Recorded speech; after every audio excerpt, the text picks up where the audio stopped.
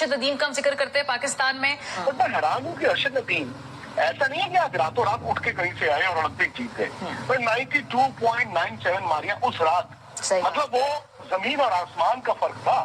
मतलब gold medal में अगर तकरीबन 3-4 मीटर का फासला, वो जमीन आसमान का था।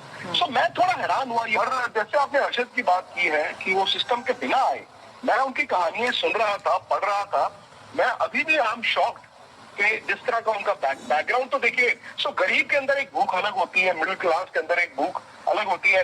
और आज अरशद नदीम अगर जीते हैं तो इंडिया में ना थोड़ा दुख जरूर होगा। वो होता है जब दूसरी बार आता है कि यार गोल्ड हाथ से निकल गया। दोनों की वालिदा है ना जिन्होंने सबसे अच्छा बोला भाई, उन्होंने बोल दिया, नदीम की वालिदा साहब, उन्होंने बोल दिया कि जी वो भी मेरा ही बेटा। आगे आपको दिखाएंगे कि विक्रांत गुप्ता क्या क्या एतराफ़ कर रहे हैं। और सबसे खूबसूरत बात, और जो शुएब अख्तर साहब ने भी कर गई है कि एक वालदा ही है जो जिसके मुंह से ये निकल सकता है कि चलो मेरा पुत्र नहीं लेके आया तो वो भी लेके आया, वो पुत्र ही मेरा। तो कमाल की मतलब बात की है उसकी वालदा ने। ये एक बड़ा होने का सबूत है, तो एक माँ ही कर सकती है। तो आए देखते हैं कि इंडिया मीडिया क्या कहते हैं मज़ीद तफसील के साथ।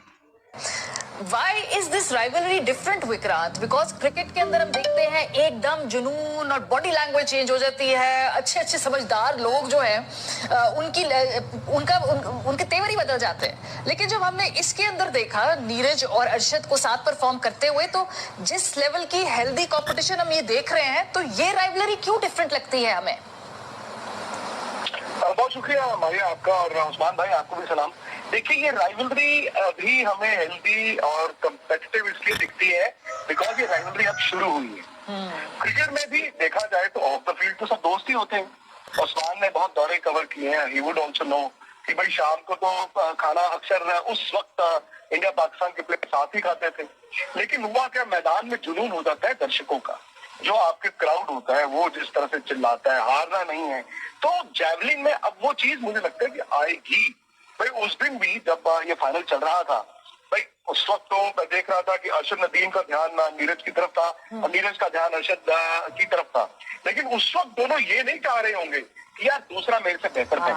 तो दोस्ती है, बट मुझे लगता है कि एक स्पोर्टिंग मुल्क की निशानी होती है कि वो दोस्ती को ना मतलब मैं राइवलरी नहीं कहूंगा, लेकिन उस कम्पिटिटिव स्पिरिट में लेकर जाए। और जैसे आपने अरशद की बात की है कि वो सिस्टम के बिना आए, मैं उनकी कहानियां सुन रहा था, पढ़ रहा था, मैं अभी भी आई एम शॉक कि जिस तरह का उनका बैकग्राउंड। तो देखिए, स्पोर्ट क्या होता है, स्पोर्ट टिपिकली इंडिया में, पाकिस्तान में, एशिया में मिडिल क्लास या गरीब ही खेलना शुरू करता है, क्योंकि जो अमीर होता है वो मर्सिडीज में जाके क्रिकेट या कोई बाकी स्पोर्ट खेल नहीं सकता। वो बच्चे जाते हैं शौकिया, उसके बाद छोड़ देते हैं। ठीक है, इन्होंने अगर आप उसका घर देखना है अरशद नदीम का, तो उधर ही मतलब उसने एक जिम बनाई हुई है। मतलब जो लोकल सतह पर हम अपने खुद अपने लिए नहीं अरेंज करते वो, तो नीचे ना कोई फर्श है, बस कच्चा सा सेन है, उसमें उसने ईंटें लगा के ना खुद ही। तो ठीक कहते हैं, अगर आप जब सुनता है ना तो रब जब देता है छप्पड़ फाड़ के देता है। तो उम्मीद है इंशाल्लाह पाकिस्तान का मजीद नाम रोशन करे। तो आए देखते हैं आगे। होती है, फिर वो पढ़ाई में भी कॉम्प्रोमाइज कर देते हैं। वो कहते हैं यार खेल ही मेरी सारी जिंदगी है। तो मैं हैरान हूँ कि अरशद नदीम ऐसा नहीं है कि आज रातों रात उठ के कहीं से आए और ओलंपिक जीत गए, पर 92.97 मारियां उस रात, मतलब वो जमीन और आसमान का फर्क था। मतलब गोल्ड मेडल में अगर तकरीबन 3-4 मीटर का फासला, वो जमीन आसमान का था। सो मैं थोड़ा हैरान हुआ ये पढ़ के कि पाकिस्तान में उन्हें अभी भी वो सिस्टम उस तरह से सपोर्ट नहीं कर रहा। आने वाला वक्त होगा, आप देखेंगे इनकी राइवलरी कट थ्रू टू। अच्छा, अरशद नदीम एक दिन जीतेंगे, हो सकता है दूसरे दिन नीरज चोपड़ा एक दिन जीते। लेकिन खुशी मुझे लगता है कि पाकिस्तान में तब हुई थी जब नीरज चोपड़ा को गोल्ड मिला था, और जेन्युइनली मैंने देखा था लोग बड़े खुश थे। नीरज चोपड़ा को वो इज्जत भी मिली, और आज अरशद नदीम अगर जीते हैं तो इंडिया में ना थोड़ा दुख जरूर होगा। वो होता है जब दूसरी बार आता है कि यार गोल्ड हाथ से निकल गया। लेकिन सिल्वर मेडल, और मेरे ख्याल मैं आप मारिया कौन होते हैं बात करने वाले हैं, उस्मान, इन दोनों की वालिदा है ना जिन्होंने सबसे अच्छा बोला भाई। उन्होंने बोल दिया, नदीम की वालिदा साहब, उन्होंने बोल दिया कि जी वो भी मेरा ही बेटा है, वो सिल्वर भी मेरे बेटे का है।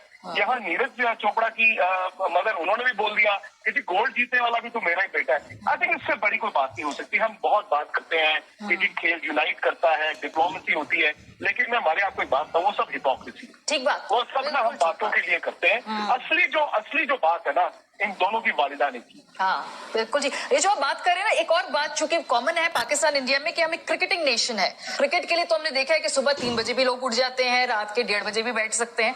ये पहली मर्तबा है कि तकरीबन 1 अरब सवा अरब के खित्ते के अंदर लोग बैठकर जेवलिन का मैच देख रहे थे रात के देर तक। क्या ऑब्वियसली एक हेल्दी इंडिकेटर भी है, लेकिन हम जितना पैसा क्रिकेट में लगाते हैं उतना पैसा हम बाकी गेम्स के अंदर इसलिए नहीं लगाते कि भाई रिटर्न ही कोई नहीं है, उसमें पैसा ज्यादा लगना है, उसका रिटर्न बड़ी देर बाद आना है। अब आपको लगता है कि हम उस नहज पे जा रहे हैं कि शायद बाकी स्पोर्ट्स को भी अब थोड़ी बहुत लिफ्ट मिलना शुरू हो जाए? विक्रांत, क्या इंडिया में हालात थोड़े इससे बेहतर हैं? क्योंकि हमने जो नीरज चोपड़ा की ट्रेनिंग के सारे मराहिल थे वो हमने अपने देखने वालों को बताए भी। सिस्टम शायद थोड़े बेहतर, थोड़ी वेल ऑयल्ड मशीनरी है, लेकिन जाहिर सी बात है आप लोग भी मेजरली एक क्रिकेटिंग नेशन है।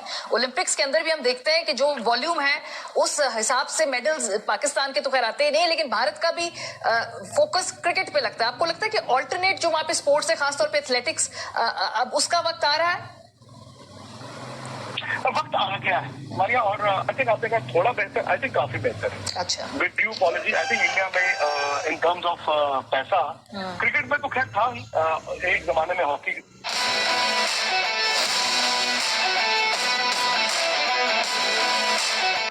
क्रिकेट 2 थे, क्रिकेट बहुत आगे निकल गया।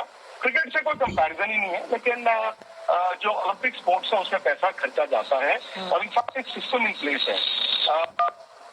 मैं उस जनरेशन से आता हूँ मारिया जहां पर 1980 में इंडिया आखिरी मर्तबा ओलंपिक गोल्ड जीता था मॉस्को। और मॉस्को ओलंपिक्स आपको शायद इतनी याद नहीं होगी बिकॉज वो सोवियत यूनियन में हुई थी और जो यूएस ब्लॉक था उन्होंने बॉयकॉट किया था, इंक्लूडिंग पाकिस्तान।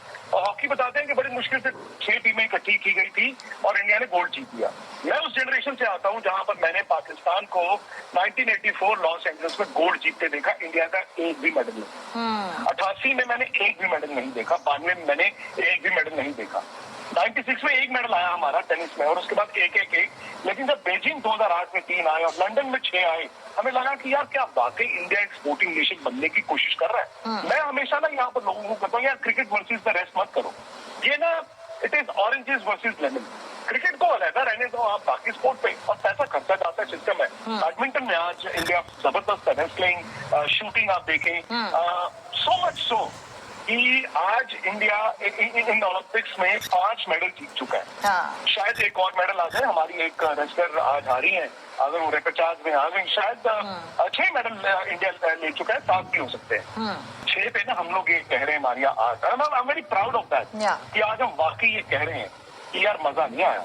हमारे पिछली बार 7 थे ना, एक गोल्ड भी था, हमने इस बार ना थोड़ा अंडर परफॉर्म किया। तो मैं उस जनरेशन से आता हूँ जहाँ एक मेडल के लिए 16 साल तरसे थे। आज इंडिया के 6 मेडल हैं जहाँ पर हम कह रहे हैं कि नहीं मजा नहीं आया। तो मतलब प्रकाश पादुकोण का आपने नाम सुना होगा, लोग इसलिए उनको जानते हैं कि वो दीपिका पादुकोण के फादर हैं, बट वो एक टाइम पर वर्ल्ड चैंपियन और ऑल इंग्लैंड बैडमिंटन चैंपियन भी रहे हैं। उन्होंने ना लक्ष्य सेन जब बैडमिंटन में हारे तो बोला, उन्होंने कहा कि एथलीट्स हैव टू रियलाइज कि यार सब कुछ उनको दिया जाता है, सिस्टम इन प्लेस है, और ये 4th प्लेस को ना सेलिब्रेट करना बंद करें।